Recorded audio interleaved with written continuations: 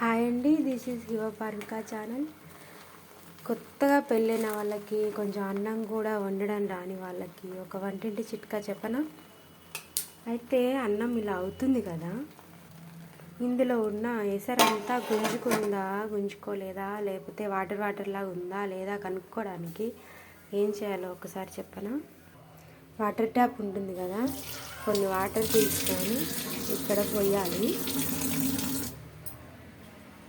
పోసిన తర్వాత ఈ గిన్నెని తీసుకెళ్ళి ఈ వాటర్ మీద పెట్టాలి.